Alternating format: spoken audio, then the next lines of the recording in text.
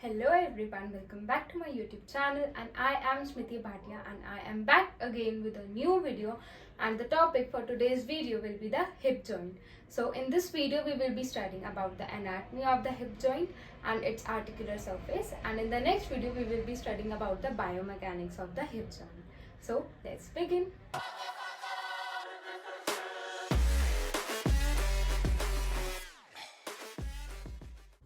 तो जो हमारा हिप जॉइंट होता है वो किन दो आर्टिकुलर सरफेस से बनता है।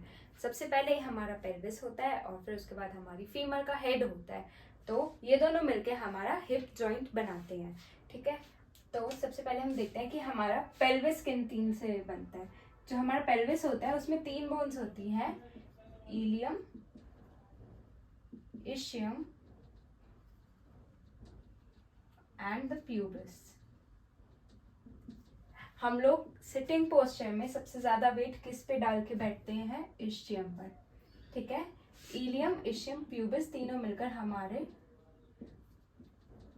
पेल्विस बनाता है। ठीक है, अब पेल्विस में एक हमारा एसीटाबुलम होता है। एसीटाबुलम हमारा किसके साथ आर्टिकुलेट करता है? हेड ऑफ फीमर के साथ। Articulate with head of femur. Head of femur के साथ एसीटाबुलम आर्टिकुलेट करके हमारा हिप जॉइंट बनाता है। हिप जॉइंट हमारा साइनोवियल टाइप जॉइंट है, साइनोवियल जॉइंट, और इसमें 3 डिग्री रेंज ऑफ मोशन देखा गया है। 3 degree of range of motion, flexion, flexion extension, abduction, adduction and internal and external rotation। तो ये 6 मूवमेंट्स हैं जो हमारा 3 डिग्री रेंज ऑफ मोशन बनाती है हिप जॉइंट पर। अब सबसे पहले हमें ये अच्छा ठीक है, जो हमारा पेल्विस होता है ना उसको हम कॉक्सा भी बोलते हैं। ठीक है, तो इसीलिए हम हिप जॉइंट को क्या बोलते हैं? Coxo femoral joint. Coxo means the pelvis या एसीटाबुलम बोल लो, और फेमोरल का क्या होता है? हमारा हेड। ये दोनों आर्टिकुलेट करते हैं तब जाके हिप जॉइंट बनता है, इसीलिए हम इसको कॉक्सो फेमोरल जॉइंट भी बोलते हैं। ठीक है, उसके बाद आता है head of femur articulate with the acetabulum. Acetabulum किन तीन से बनता है? एसीटाबुलम बनता है हमारा, है तो ये हमारा पेल्विस के अंदर ही। ठीक है, तो पेल्विस किससे बनता है? इलियम, इशियम, प्यूबिस से। इलियम का 2/3 पार्ट, इशियम का 2/3 पार्ट और प्यूबिस का 1/3 पार्ट मिलकर हमारे एक एसीटाबुलम बनाते हैं। फिर से जैसे हमने शोल्डर जॉइंट में पढ़ा था, ball and socket type joint, synovial type joint में ये हमारा बॉल एंड सॉकेट जॉइंट है। ठीक है, जैसे हमने शोल्डर कॉम्प्लेक्स में पढ़ा था कि जो हमारा ग्लिनॉइड कैविटी था वो सॉकेट की तरह एक्ट करता था, जो हमारा हेड ऑफ ह्यूमरस था वो बॉल की तरह कनेक्ट करता था। तो जो बॉल है वो सॉकेट में कनेक्ट होती थी। ठीक है, इसी तरह से यहाँ पर जो एसीटाबुलम है वो हमारा एक सॉकेट की तरह प्रेजेंट है। ठीक है, और जो हमारा हेड ऑफ फीमर है वो एक बॉल की तरह प्रेजेंट है, और दोनों आर्टिकुलेट करते हैं, दोनों एक दूसरे से कनेक्ट करते हैं to form the hip joint. ठीक है, तो एसीटाबुलम इन तीन से बनता है। हेड ऑफ इन तीन से बनता है हमारा एसीटाबुलम। ठीक है, सर्कुलर होता है ये शेप में। लेकिन जो हमारा हेड ऑफ फीमर है, ये मैंने जो बनाया है ना यहाँ पर, ये वाला पोर्शन, इसमें ये जो है ये हमारा एसीटाबुलम है, एसीटाबुलम, और ये जो है ये हमारा हेड है, हेड ऑफ फीमर।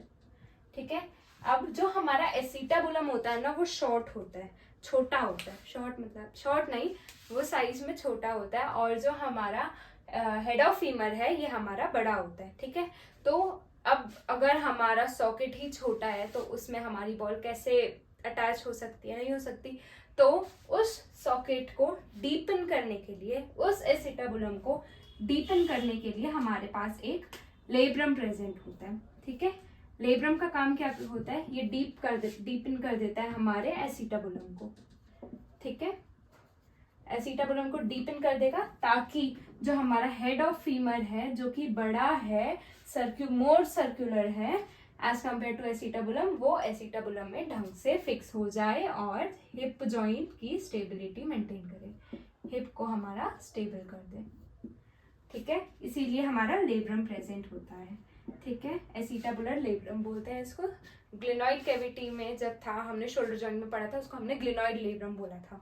तो यहाँ पर हमारा एसिटाबुलर लेब्रम है। ठीक है, उसके बाद हमारी जो हिप बोन होती है, हिप जॉइंट होता है हमारा, वो हिप जॉइंट नहीं, पेल्विस जो होती है हमारे, उसकी ऑसिफिकेशन, पूरी प्रॉपर ऑसिफिकेशन कब होती है हमारी? 20 से 25 ईयर्स ऑफ एज में हो जाती है। ठीक है, तो full ossification of pelvis occurs at 20 to 25 years of age. ठीक है, इससे पहले हमारी फुल ऑसिफिकेशन नहीं होती है हमारी पेल्विस की। ठीक है, अब नेक्स्ट हम एसिटाबुलम के बारे में पढ़ेंगे डिटेल में। तो जो हमारा एसिटाबुलम होता है, अभी मैंने बताया था कि वो सॉकेट की तरह एक्ट करता है, उसके अंदर हेड ऑफ फीमर जाकर अटैच होते हैं। ठीक है, मतलब दोनों मिलके आर्टिकुलर सरफेस बनाते हैं और हिप जॉइंट बनाते हैं। ठीक है, अब सबसे पहले एसिटाबुलम में कुछ ये क्लिनिकली रेलेवेंस के लिए है कि एक आता है हमारा एसिटाबुलर डिस्प्लेजिया।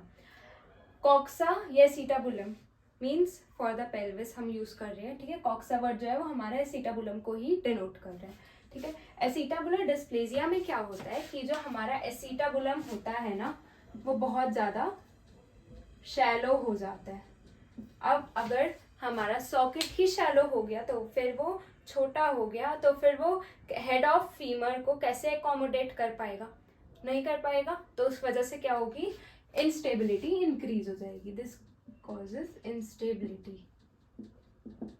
ठीक है, एसिटाबुलर डिस्प्लेजिया क्या होता है? इसमें हमारा जो एसिटाबुलम हो जाता है वो हो जाता है शैलो। इसकी वजह से it cannot accommodate head of femur। ठीक है, उसके बाद आता है हमारा कॉक्सा प्रोफंडा। जो हमारा कॉक्सा प्रोफंडा होता है वो क्या करता है कि हाँ, कॉक्सा प्रोफंडा में क्या होता है? इसमें शैलो हो गया, इसमें इंक्रीज्ड डेप्थ हो जाएगी, increased depth of acetabulum. Increase depth होने की वजह से क्या हो गया कि अगर ज्यादा इंक्रीज हो गई उसकी डेप्थ तो पूरा हेड ऑफ फीमर उसके अंदर एकोमोडेट हो जाएगा। उसकी वजह से क्या हो जाएगा? हमारी जो रेंज ऑफ मोशन है हिप जॉइंट का वो डिक्रीज हो जाएगा। ठीक है, उसके बाद आता है हमारा centre edge angle. Centre edge angle क्या होता है? एक लाइन ड्रॉ करते हैं हम इसमें from the first line is drawn from the lateral rim of acetabulum and the second line to center of femoral head। ठीक है, सेकेंड लाइन कहाँ से ड्रॉ होगी? वर्टिकली ड्रॉ होगी, vertically drawn from centre of femoral head। एक line ये lateral rim है, इससे मैंने ड्रॉ कर दी, इससे ड्रॉ करी सीधी सीधी सीधी कहाँ पे? Centre of the femoral head. ठीक है, एक ये लाइन हो गई। दूसरी लाइन बिल्कुल सीधा वर्टिकली जाएगी यहाँ से। ठीक है, तो ये वर्टिकली जाएगी ना सीधी सीधी। इसके बीच का जो एंगल आएगा, इस एंगल को हम बोलते हैं सेंटर एज एंगल। ठीक है, सेंटर एज एंगल हम क्यों निकालते हैं? To find the acetabular dysplasia. ठीक है, डिस्प्लेजिया में क्या था कि वो शैलो ज्यादा तो नहीं है। ठीक है, शैलो देख सकते हैं, या तो हम और क्या देख सकते हैं कि उसकी ज्यादा डेप्थ तो नहीं है। तो ये कॉक्सा प्रोफंडा फाउंड करने में भी हमारी हेल्प करता है, कौन सा? Centre edge angle. ठीक है, उसके बाद आता है हमारा एंटी वर्जन। एंटी, हम इसको नाम से याद रखेंगे, एंटी मीन्स एंटीरियर। ठीक है, और उसका अपोजिट है रेट्रो। Retro means posterior. ठीक है, सो एंटी वर्जन में क्या होता है? जो हमारा एसिटाबुलम होता है ना, ए जहाँ भी मैंने लिखा है ना वो एसीटाबुलम के लिए, ठीक है। जो हमारा एसीटाबुलम होता है वो बहुत ज्यादा एंटीरियरली फेस करता है, एंटीरियरली फेस करता है, ठीक है। और रेट्रोवर्जन में एसीटाबुलम जो होता है वो हमारा पोस्टीरियरली हो जाता है, पोस्टीरियरली फेस करने लग जाता है, ठीक है। अब एंटीरियरली फेस करेगा तो ये हमारी इंस्टेबिलिटी को ज्यादा इंक्रीज कर देगा, तो एंटीवर्जन में हमारी इंस्टेबिलिटी इंक्रीज हो जाती है। कैसे इंक्रीज होती है? अब सपोज ये मेरा हेड ऑफ फीमर है, ये एसीटाबुलम है, ये आगे को जाएगा तो इसमें लेस, मतलब जो हेड होगा वो कम एकोमोडेट होगा इसमें, तो इसीलिए ये क्या करेगा, बहुत जल्दी इसमें हमारी वो हो जाएगी, डिसलोकेशंस वगैरह हो सकती है ना, तो ये इंस्टेबिलिटी करेगा। और रेट्रोवर्जन मीन्स पीछे की साइड, पीछे की साइड ज्यादा हो जाएगा ना तो इसमें इम्पिंजमेंट बढ़ जाएगी। इम्पिंजमेंट बढ़ने की वजह से, मतलब इम्पिंजमेंट क्या होता है? इम्पिंजमेंट जब भी कोई दो सरफेसेस आपस में रब करते हैं तो उसके बीच का टेंडन, नर्व्स या मसल्स वगैरह जो भी उसके बीच में आ रही है वो क्या हो जाती हैं, घिसने लग जाती हैं, उसको हम क्या बोलते हैं, इम्पिंजमेंट, ठीक है। तो ये हमारी इम्पिंजमेंट कॉज करेगा, ठीक है, क्योंकि ज्यादा एकोमोडेट हो गया, ठीक है। इसमें भी यही था हमारा कॉक्सा प्रोफंडा में, क्या था, डिक्रीज रेंज ऑफ मोशन थी क्योंकि इंक्रीज डेप्थ थी, डेप्थ इंक्रीज हो गई, ज्यादा अंदर तक चला गया तो उसकी जो रेंज ऑफ मोशन है वो डिक्रीज हो गई, ठीक है। और डिस्प्लेसिया में क्या था हमारा कि शैलो है तो उस वजह से इंस्टेबिलिटी इंक्रीज हो गई, ठीक है। अब कोई हम अगर ज्यादा गहरी चीज में, अगर हम किसी ज्यादा गहरी मटकी में कुछ ऊपर से डालेंगे तो उसका रेंज ऑफ मोशन जो होगा वो कम होगा, ठीक है, एज कम्पेयर टू अगर हम एक कटोरी में कुछ ऊपर से स्पून डालेंगे तो उसका रेंज ऑफ मोशन ज्यादा होगा, है ना, क्योंकि जो कटोरी होगी वो शैलो होगी और जो मटकी होगी वो ज्यादा डेप्थ है उसकी, ठीक है। तो ये सारा हमारा एसीटाबुलम के ऊपर हो गया कि एसीटाबुलम जो होता है हमारा प्रॉक्सिमल आर्टिकुलर सरफेस होता है हिप जॉइंट का, ठीक है। और उसमें क्या क्या क्लिनिकल फीचर्स है, क्या क्या क्लिनिकल रेलेवेंस है हमारे एसीटाबुलम के, ठीक है। अब हम नेक्स्ट देखेंगे कि हमारा जो फेमोरल हेड होता है उसके बारे में अब हम पढ़ेंगे कि फेमोरल हेड क्या कैसे कंट्रीब्यूट करता है हमारा हिप जॉइंट बनाने में और उसके क्लिनिकल फीचर्स पे। सो फ्रेंड्स, आई होप आप लोगों को ये वीडियो बहुत अच्छी लगी होगी, and if you like my video then please hit the like button below.